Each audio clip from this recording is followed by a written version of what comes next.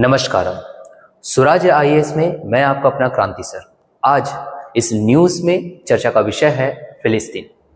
फिलिस्तीन के प्रतिनिधि के द्वारा यूनाइटेड नेशन ऑर्गेनाइजेशन या संयुक्त राष्ट्र संघ में अपनी सदस्यता को लेकर के आवेदन दिया गया, जो कि चर्चा का विषय बना हुआ है।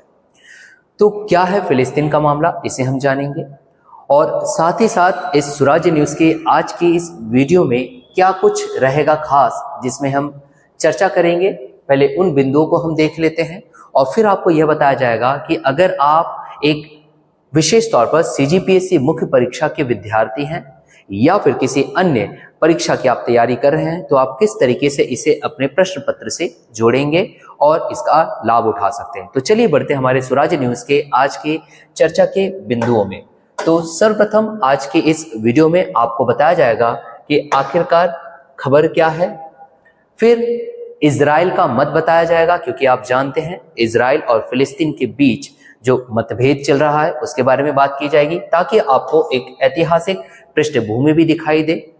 फिर आपको जो काफी इंपॉर्टेंट हो सकता है आपके आगामी परीक्षा के लिए, या आप मुख्य परीक्षा के विद्यार्थी हो या फिर आप किसी एक दिवसीय परीक्षा की तैयारी कर रहे हैं, तो वहां पर आपसे ऐसे प्रश्न पूछ सकता है कि यूनाइटेड नेशन ऑर्गेनाइजेशन में या फिर संयुक्त राष्ट्र संघ में एक मूल सदस्य बनने के लिए या फिर एक नए सदस्य के तौर पर एंट्री लेने के लिए या प्रवेश लेने के लिए क्या कुछ शर्तें हैं, उस पर हम चर्चा करेंगे। और आपको यह भी बताया जाएगा कि वह कौन सी शर्त है जिससे उन सदस्यों का निष्कासन भी किया जा सकता है।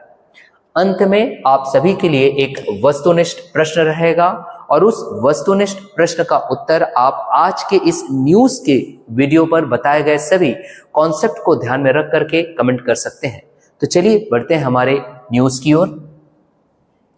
न्यूज में जैसे कि आपको बात कहा गया है कि फिलिस्तीन जो है वो काफी चर्चा में है। अब आप इसे सीजीपीएससी मुख्य परीक्षा के अगर विद्यार्थी तो किस प्रश्न पत्र से जोड़ेंगे, तो यह भी आपको बता दिया जाएगा कि प्रश्न पत्र 7 भाग 2 से आप जोड़ सकते हैं, जहां पे संयुक्त राष्ट्र संघ के बारे में बात कही गई है। चलिए आगे बढ़ते हैं सबसे पहले खबर की ओर जो फिलिस्तीन से जुड़ी हुई है। खबर क्या है, खबर को पहले पढ़ लेते हैं। खबर को अगर हम देखते हैं तो बात यह कही जा रही है कि संयुक्त राष्ट्र सुरक्षा परिषद ने संयुक्त राष्ट्र का पूर्ण सदस्य बनने के लिए फिलिस्तीनी आवेदन को समिति में भेजा। अब यह तो खबर है, इससे जुड़े हुए तमाम मुद्दों को देखते हैं जो हमारी परीक्षा की दृष्टि से काफी मददगार हो सकता है। तो चलिए बढ़ते हैं हमारे स्वराज न्यूज में और सबसे पहले हम देखते हैं पृष्ठभूमि, क्योंकि पृष्ठभूमि को देखने के पश्चात यह सारा पिक्चर जो है वो क्लियर हो जाता है कि क्या कुछ कारण है जो वर्ष 2011 से फिलिस्तीनी के जो रिप्रेजेंटेटिव्स है उनके द्वारा जो दिया गया एप्लीकेशन था, आवेदन था, वो अभी तक पेंडिंग पड़ा है। तो इसे देखने के लिए हम सबसे पहले इस मैप की ओर जाते हैं और इस मैप को अगर आप देखोगे तो आपको यहां से एक क्लैरिटी दिखाई देगी कि ये रहा इजराइल, और इस इजराइल में अगर आप देखोगे तो इजराइल और फिलिस्तीन के बीच जो प्रॉब्लम क्रिएट हो रहा है वो यहां पर देखिए, ये गाजा स्ट्रिप आपको दिखाई देगा, जहां पर आपको कहीं ना कहीं एक हमास जैसा नाम सुनने मिलता है, जहां पर कई प्रकार की मानव विरोधी गतिविधियां भी आपको यहां पर सुनाई देगी।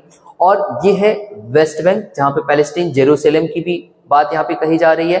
तो यहाँ पर फिलिस्तीन आपको दिखाई देता है और जो इजराइल है वो फिलिस्तीन को एक अलग से राज्य मानने से इनकार करता है। और इजराइल का ये कहना है कि फिलिस्तीन और हमारे बीच अगर सॉल्यूशन निकलेगा, हल निकलेगा, तो द्विपक्षीय वार्ता के साथ ही निकल सकता है। ये एक विवाद यहाँ दिखाई देने लगता है। और इजराइल की सबसे बड़ी समर्थक जो है ये इजराइल का सबसे बड़ा समर्थक के तौर पर हमें दिखाई देते हैं यूनाइटेड स्टेट ऑफ अमेरिका। और आप जानते हो कि यूनाइटेड स्टेट ऑफ अमेरिका जो है वो P5 देशों के अंतर्गत आता है। क्या है P5 देश?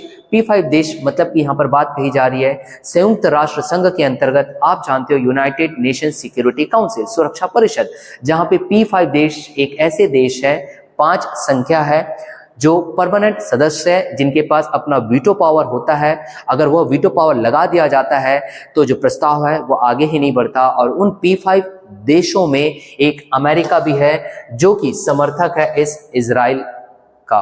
तो जाहिर सी बात है कि फिलिस्तीन का जो प्रॉब्लम है वो खुल करके सामने नहीं आ पाता ताकि उसका एक हल निकाला जा सके। तो ये एक राजनीतिक पृष्ठभूमि भी आपको बताया गया और यहाँ पर मैप के जरिए एक ऐतिहासिक पृष्ठभूमि भी आपको क्लियर किया गया ताकि आप जान सको कि फिलिस्तीन और इजराइल के बीच आखिरकार ऐसा प्रॉब्लम क्यों हो रहा है, उसे संयुक्त राष्ट्र संघ में सदस्य के तौर पर बनने में क्या कुछ प्रॉब्लम्स आ रही है। अब हम बढ़ते हैं हमारे इस स्वराज न्यूज में और हम देखेंगे कि एक विद्यार्थी जो मुख्य परीक्षा की तैयारी कर रहा है या फिर किसी एक दिवसीय परीक्षा की तैयारी कर रहा है वो किस तरीके से इस न्यूज को अपने आगामी परीक्षा से जोड़ सकेगा, उसे हम देखते हैं। तो चलिए बढ़ते हैं हमारे इस स्वराज न्यूज में।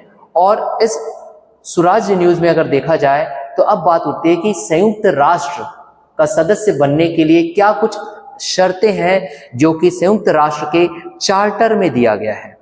तो उन शर्तों को हम देखेंगे और डिटेल में जानेंगे। तो सर्वप्रथम अगर हम शर्तों की अगर बात करें तो शर्तों में लिखित तौर पर आपको यह पता चलेगा कि संयुक्त राष्ट्र संघ की जो चार्टर है उसमें यह बात कही गई है कि ऐसे देश जिन्होंने संयुक्त राष्ट्र के द्वारा या United Nation conference at San Francisco में जो हुआ था इंटरनेशनल ऑर्गेनाइजेशन को लेकर के, उसमें जो भी देश शामिल हुए थे वो मूल सदस्य के तौर पर वहां दिखाई देते हैं। या फिर यूनाइटेड नेशन के चार्टर में यह भी बात कही गई है कि संयुक्त राष्ट्र के द्वारा 1 जनवरी 1942 में जो घोषणा किया गया था उस घोषणा में जिन देशों ने अपनी सहमति दिए हैं, हस्ताक्षर किए हैं, वो उसके मूल सदस्य कहे जा सकते हैं।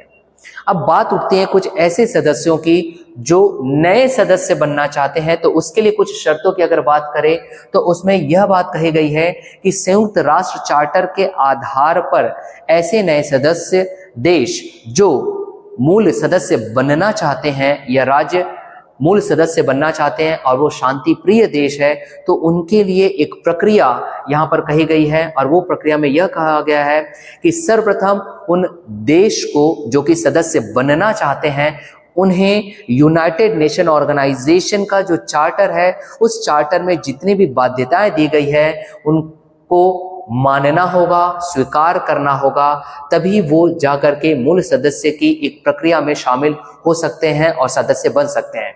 परंतु जब बात उसकी प्रक्रिया की अगर की जाए तो प्रक्रिया के लिए सर्वप्रथम संयुक्त राष्ट्र संघ में अनुमोदन करना होगा और अनुमोदन करने से पूर्व जो पहली बिंदु है वो यह है, एक राज्य चार्टर प्रतिबद्धताओं को स्वीकार करते हुए महासचिव को एक आवेदन प्रस्तुत करता है। और ये जो आवेदन प्रस्तुत किया जाएगा वो सर्वप्रथम यूनाइटेड नेशन सिक्योरिटी काउंसिल के द्वारा पास किया जाना जरूरी है, जिसमें कि आप सभी जानते हैं कि जो यूएनएससी है या यूनाइटेड नेशन सिक्योरिटी काउंसिल है, सुरक्षा परिषद है, उसमें कुल सदस्य देश आपको 15 दिखाई देते हैं, जिसमें कि 10 जो है वो अस्थायी देश है जो कि 2 वर्षों के लिए चुने जाते हैं और 5 जो देश है वह P5 देश के तौर पर आप इन्हें जानते हो, जैसे कि अमेरिका, रशिया, चाइना, फ्रांस और ब्रिटेन। तो इन 15 सदस्यों में 9 सदस्यों का, यह आप याद रखेंगे, 9 सदस्यों के द्वारा सहमति या मंजूरी की आवश्यकता होती है, जिसमें कि जो 5 स्थायी सदस्य हैं उनकी ओर से कोई वीटो पावर नहीं होना चाहिए, तब जाकर के जो आवेदन है वो पास किया जाएगा। जैसे कि फिलिस्तीन के द्वारा अगर आवेदन दिया गया है और यहाँ पर अगर 9 सदस्यों की सहमति मिल जाती है, जिसमें 5 सदस्यों के द्वारा जो P5 देश है उनके द्वारा अगर कोई वीटो पावर नहीं लगाया जाता उनके विरोध में, तो वो पास कर दिया जाएगा आवेदन। और फिर वो जो आवेदन है वो संयुक्त राष्ट्र महासभा की ओर बढ़ेगा और उस संयुक्त राष्ट्र महासभा में उस एप्लीकेशन या आवेदन को पास करने के लिए भी यहाँ पर बाध्यताएं दी गई है। वो बाध्यताएं ये दी गई है कि संयुक्त राष्ट्र महासभा में कम से कम वोटिंग जो दे रहे हैं और जो प्रेजेंट है उनका 2/3 बहुमत की आवश्यकता पड़ेगी। अगर 2/3 बहुमत की अगर आवश्यकता है यहाँ पर, इसका मतलब कि एक कंडीशन आप याद रखोगे, प्रेजेंट एंड वोटिंग। तो प्रेजेंट एंड वोटिंग के साथ जो उपस्थित है और वो वोट दे रहे हैं उसमें 2/3 सदस्यों का अगर बहुमत प्राप्त हो जाता है तो उस महासभा में वह जो अनुमोदन किया गया है वह आवेदन पास कर दिया जाएगा। और पास होने के पश्चात यह जो संकल्प या फिर आवेदन जो दिया गया है उसे अपना लिया जाएगा और तब से ही वह जो नया देश है या फिर राज्य जिसे आप कहते हो पॉलिटिकल लैंग्वेज में, वह सदस्य के तौर पर या मूल सदस्य के तौर पर उसे अपना लिया जाएगा, उसकी सदस्यता जो है प्रभावी हो जाती है। तो ये कुछ शर्तें हैं संयुक्त राष्ट्र का सदस्य बनने के लिए। परंतु इससे जुड़ी हुई कुछ और बातें यह भी जानना है कि जैसे कि आपको यहाँ पे बताया गया कि यूनाइटेड नेशन सिक्योरिटी काउंसिल या फिर संयुक्त राष्ट्र सुरक्षा परिषद के सामने यह आवेदन किया जाएगा, तो आपको यह भी जानना जरूरी है कि जो UNSC United nation security council है, उनके सदस्य देशों को, हर एक सदस्य देशों को एक मत का अधिकार है, वो एक मत अपना उपयोग कर सकते हैं। इसलिए कहा गया कि जो कुल 15 सदस्य देश यहाँ दिखाई दे रहे हैं उसमें से 9 जो सदस्य देश है उनकी स्वीकार या फिर सहमति हमें यहाँ दिखाई देनी चाहिए। लेकिन यहाँ पर एक कंडीशन ये रखी गई है कि उस सुरक्षा परिषद के जो सदस्य है, जैसे कि 15 सदस्य यहाँ पे दिखाई दे रहे हैं, 10 2 वर्षों के लिए चुने जा रहे हैं अस्थायी और 5 परमानेंट जो सदस्य हैं, उनमें ऐसे देश यहाँ पर वोट नहीं कर पाएंगे जो किसी प्रकार से संयुक्त राष्ट्र का जो चार्टर में जो चैप्टर 6 दिया गया है या आर्टिकल 52 के पैरा 3 में जो बात कही गई है कि अगर वो किसी प्रकार से अंतर्राष्ट्रीय शांति सुरक्षा या फिर स्थानीय सुरक्षा को लेकर के विवादों में जुड़े हुए दिखाई दे रहे हैं या उसके वो पक्षकार है, तो वो वोट नहीं कर पाएंगे। ये महत्वपूर्ण बिंदु है जो आपको याद रखना है परीक्षा की दृष्टि से। और जब यूनाइटेड नेशन सिक्योरिटी काउंसिल में मत दे दिया जाता है, तो जैसे कि आपको बताया गया कि संयुक्त राष्ट्र महासभा में फिर यही अनुमोदन जो जाएगा उसे पास करना होगा। उसके लिए 2/3 बहुमत उन्हें चाहिए होगी प्रेसिडेंट वोटिंग के साथ। इसमें भी आप बात ये याद रखोगे कि संयुक्त राष्ट्र महासभा के जितने सदस्य देश हैं उन्हें भी एक मत का अधिकार प्राप्त है, यह भी आपको पता होना चाहिए। अब बात उठती है कि सर यह तो यहाँ पर यह बताया गया कि किस प्रकार से जो नए सदस्य हैं वह मूल सदस्य बन सकते हैं संयुक्त राष्ट्र का। मान लीजिए कि अगर पहले से कोई देश है, वह देश का निष्कासन करना है, उन्हें बाहर निकालना है, तो क्या कंडीशंस या शर्तें हो सकती है। तो आपको यह याद रखना है कि अगर कोई सदस्य देश के खिलाफ यूनाइटेड नेशन सिक्योरिटी काउंसिल या संयुक्त राष्ट्र सुरक्षा परिषद के द्वारा किसी प्रकार की कोई कार्यवाही की जाती है उनके विरोध में, तो उनके इन सिफारिशों के आधार पर संयुक्त राष्ट्र महासभा जो है उस तथाकथित देश या राज्य के जो अधिकार उन्हें दिए गए सदस्यों के तौर पर या विशेषाधिकार दिया गया है, उनसे उनका निलंबन किया जा सकता है।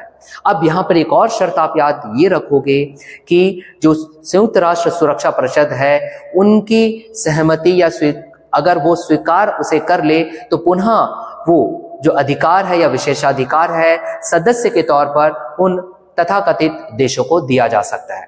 दूसरी शर्त पूर्णतः निष्कासन की अगर बात की जाए, तो आपको यह भी याद रखना है कि संयुक्त राष्ट्र की जो सुरक्षा परिषद है उनके सिफारिशों के आधार पर संयुक्त राष्ट्र महासभा उन देशों का निष्कासन कर सकता है जो एक नहीं बल्कि बार बार संयुक्त राष्ट्र के द्वारा दिए गए चार्टर में जो बाध्यताएं हैं उनके विरोध में वो कार्य कर रहा है, उनका वायोलेशन कर रहा है, तो उनका निष्कासन कर दिया जाएगा। तो यह थे कुछ बिंदु कि किस तरीके से संयुक्त राष्ट्र संघ में एक मूल सदस्य बना जा सकता है और अगर आप सदस्य बन चुके हैं तो उनका कैसे निष्कासन किया जाएगा, जो कि एक महत्वपूर्ण बिंदु है आप सभी के लिए आगामी परीक्षा को ध्यान में रख करके। चलिए अब हम बढ़ते हैं हमारे इसी सुराज्य न्यूज में आप सभी के लिए एक वस्तुनिष्ठ प्रश्न को लेकर के, और यह जो वस्तुनिष्ठ प्रश्न है वह आपके सामने स्क्रीन पर है। इसे हम पढ़ते हैं और इसका उत्तर आज के वीडियो में बताया गए कॉन्सेप्ट के आधार पर आप हमें कमेंट जरूर करिएगा। तो प्रश्न आप सभी के सामने यह है कि संयुक्त राष्ट्र का सदस्य बनने के संदर्भ में निम्नलिखित में से कौन सा सही कथन सत्य है। 2 कथन यहाँ पर आपके सामने हैं। पहला, यूएनएससी के 10 सदस्यों की मंजूरी की आवश्यकता। दूसरा कथन, महासभा में 2/3 बहुमत की आवश्यकता। स्टेटमेंट दिया गया है, नीचे दिए गए कूट का उपयोग करके सही उत्तर चुनिए। 4 विकल्प आपके सामने हैं।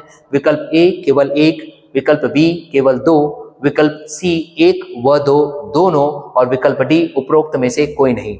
तो इस प्रश्न का उत्तर आप हमें कमेंट जरूर करिएगा। और ऐसे ही स्वराज्य न्यूज के साथ बने रहने के लिए मैं क्रांति सर आप सभी का हृदय से आभार व्यक्त करता हूं।